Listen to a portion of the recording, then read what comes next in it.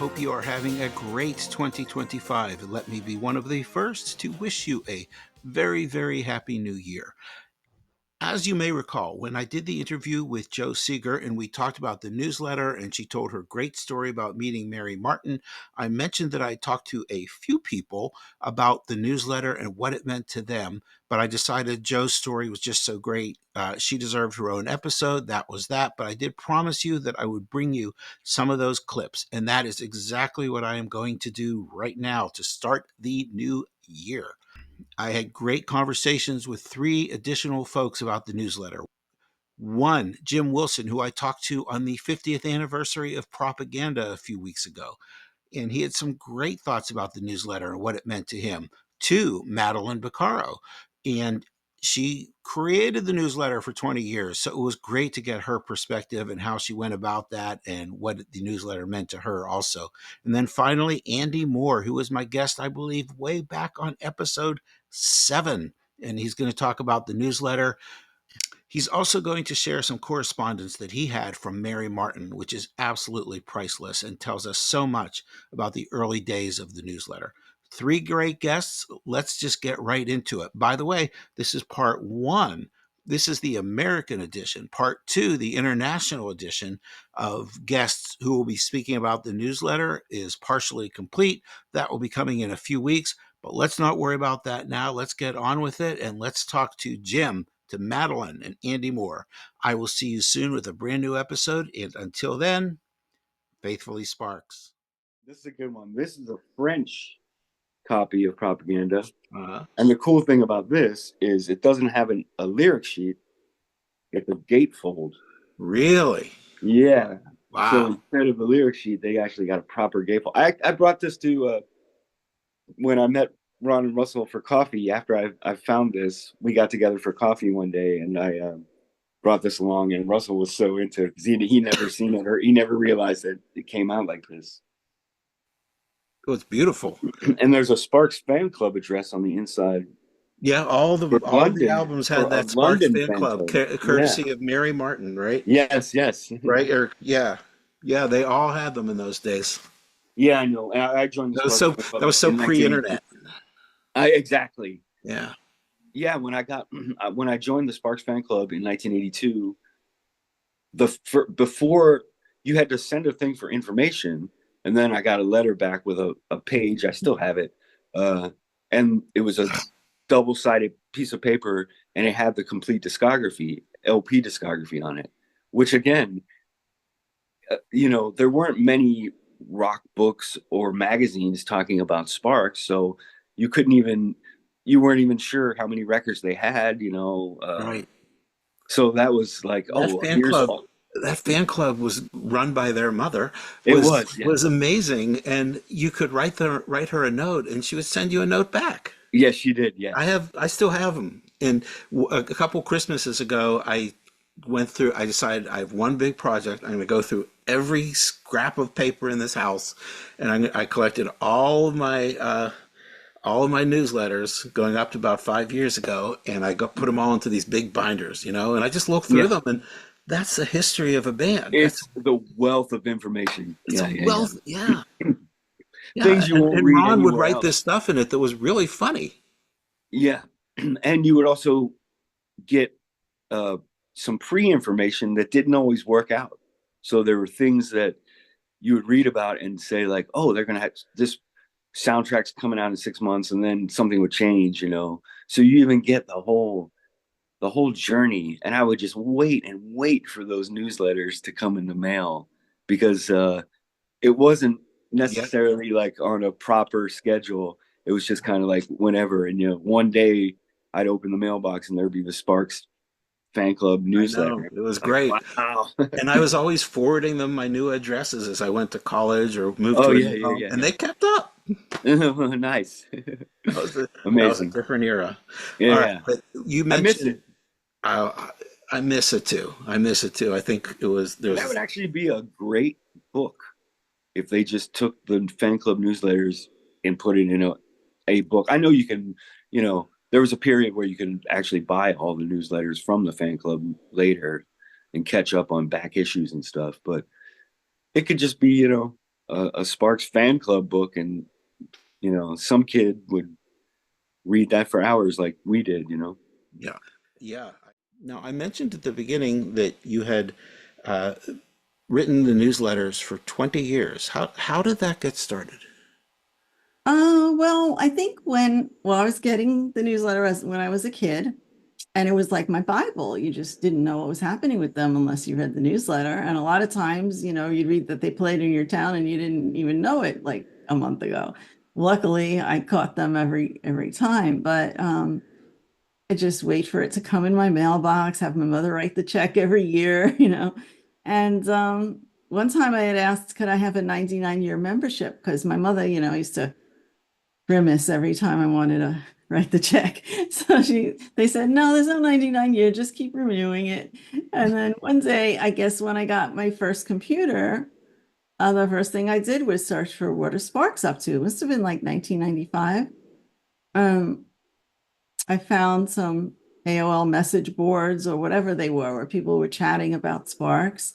And I started writing about all the adventures and going to the shows and going backstage and meeting them. And Russell wrote me a letter and he said, oh my God, we love your stories. This is great. Would you like to start writing our newsletter? And I'm like, oh my God, this is like this torch being passed to me. Like, this is amazing. So I said, sure, I start. And I think it was, mm, they did the gratuitous sex tour, but I couldn't go because my mother was very ill. But then I started seeing them in like when was it? 2000, 2001, plagiarism. And we went all over England and went to Japan with them eventually. And yeah, I was writing for 20 years and I only stopped because I'm busy promoting my book now, but I write occasionally for it. And yeah, it was like the Bible for me. And I loved the whole retro quality of it, how it was Xeroxed and Yeah, printed upside down and backwards. And it's just a homegrown little thing that lasted for decades.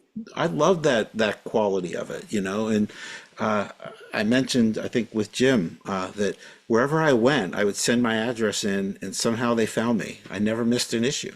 Awesome. I talked to Jim a lot and he said, yeah, he grew up to play in the band and I grew up to write the newsletters. Yeah. Like, it was really cool. Yeah. Well, so what they had a lot of information in them. Oh I yeah. mean, they were stacked. It didn't all come true the way they said it was gonna, or it wasn't Some of perfect. it was a little bit fantastical, like little crazy stories, but a lot of, cut up Xerox pictures and just a lot of merchandise that they offered. That was fantastic. Oh, I That know that sheet of merchandise. posters and Yeah, yeah, pens. I still have all that. The pens, the too. stationery, the badges, everything. Plus, of course, Mary Martin would write you back. Yeah, she was That was the great. coolest thing when you got a little note from Mary Martin. The best thing I got from her was a little note. She said, you're doing a great job. You have your lifetime membership. Oh my God. Oh, Thank okay. you. So that was after you had taken it over. Yeah.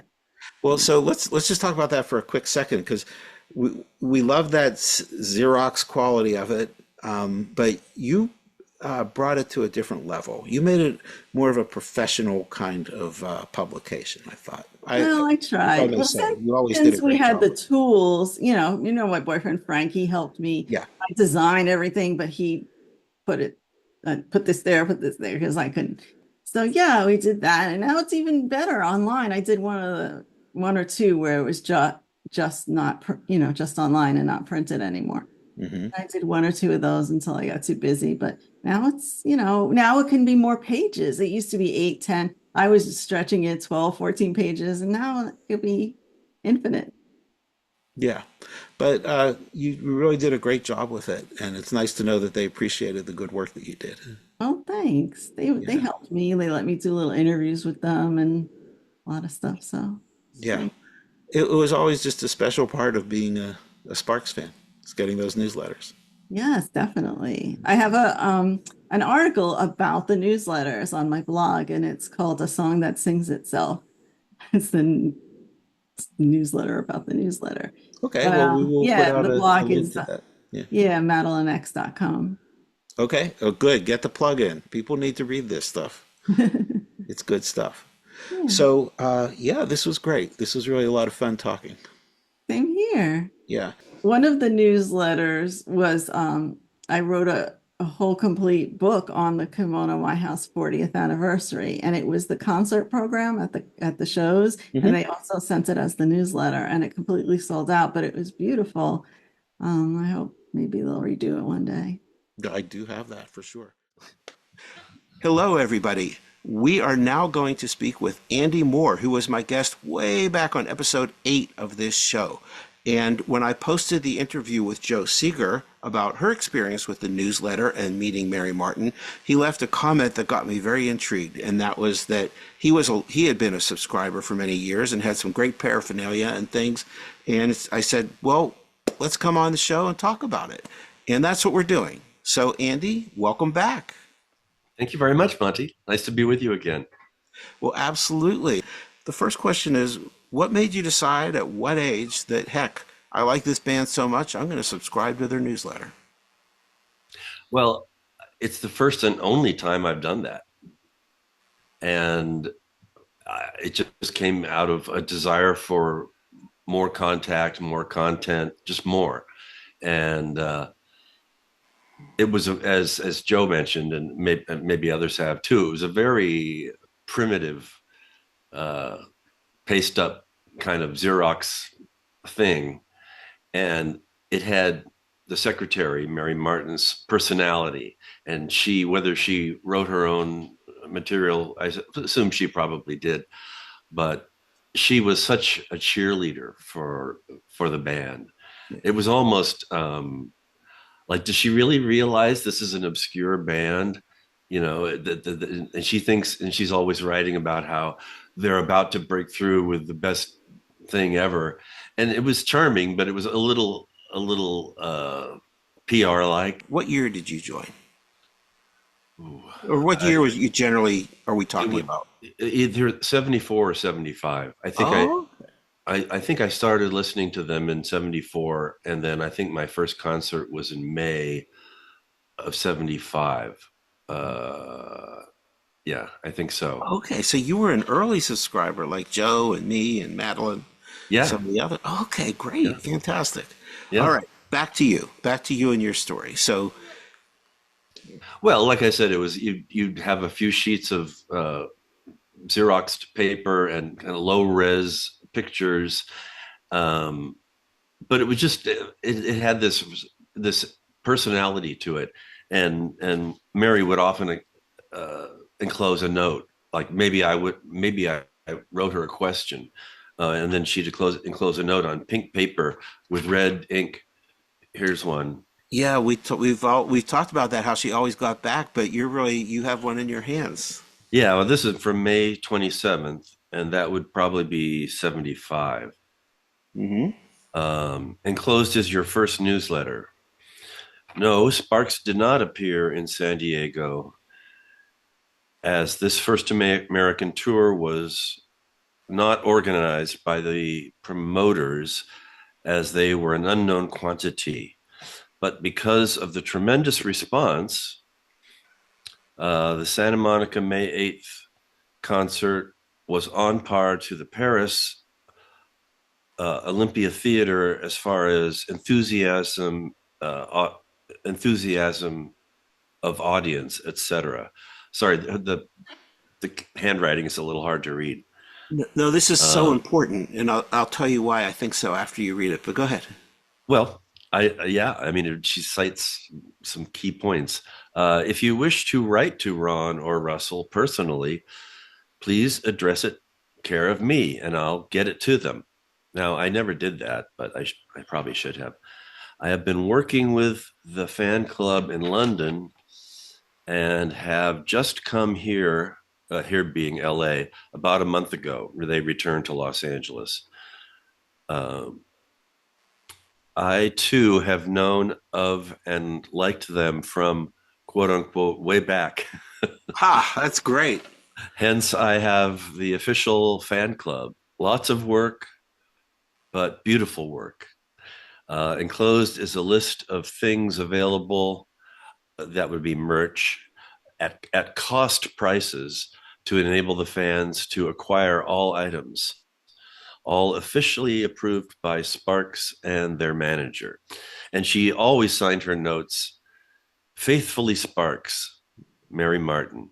Well, what's so great about that letter is that it wasn't just, thanks for subscribing, here's a list of merch, and we really are happy you're a Sparks fan. You know, which would have been cool itself, but she didn't do that. She really went into detail. Yeah. Yeah. Yeah. That's what I mean. It was a very personal thing. Low tech, but very personal. Do you remember what your reaction was when you got it? I actually remember holding it in my hand within the light coming in through a certain window in my family's home. I was home from college, and it was fun just to, I mean, I could geek out on the fact that, you know, this ink flowed out of a pen held in the hand of Ron and Russell's mother. And oh my God, it's like, you know, her fingerprints are probably on it too. And it's on Spark Stationery, which was one of the things that they sold. I have mine somewhere. Yeah, no, I have certain items that were touched by heroes, but you know, ultimately that's just, like I said, kind of geeking out. But just that they had this cheerleader, and you know, I just thought she was a super fan and maybe a friend of theirs. Well, she knew them from way back. Way back. Yeah, Joe made the comment that you know, she had told her that she knew them from the beginning. Yeah.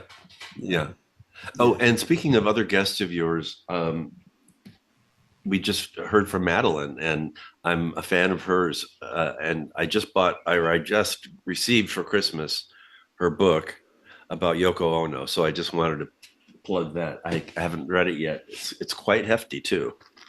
It's a serious book, yeah. Yeah, I'm so glad that you raised that. Oh, sure. Let's give her the plug. She deserves it.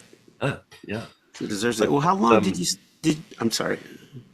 Oh, well, I have a piece of merchandise here too. It's a thermal mug with paper pieces in there that are kind of falling down. I love Sparks, LUV. Yeah. I used to keep pencils and pens in this. And there's another one somewhere, but I don't know where. I have a few little things floating around and a couple things in storage that I'll rediscover later. I didn't buy everything, but I guess the letter and the merchandise and the personal touch, those are all symbols of enthusiasm. And so some of that kind of rubs off when you get that, or you know, maybe you speak to somebody behind the counter at the merch counter at a concert. It's just fun. It adds to the fun. It really is fun, and the way she compared the Santa Monica show to the Paris show, you know, I mean that's a level of detail that, you know, I guess there's about 3,000, a little under 3,000 members at that time, because I remember I was like 2015 or something. I'd have to look it up. I still have my button. I was 424. 424. Yeah, A424. Well, maybe my number was lower then, because I joined around the same time you did. But you know, whatever. Maybe they just made up the numbers. Maybe she just made up the numbers, right? But the bottom line is that she got back to you in such a thorough way. It's so cool. Yeah. Anything else you want to say about the newsletter?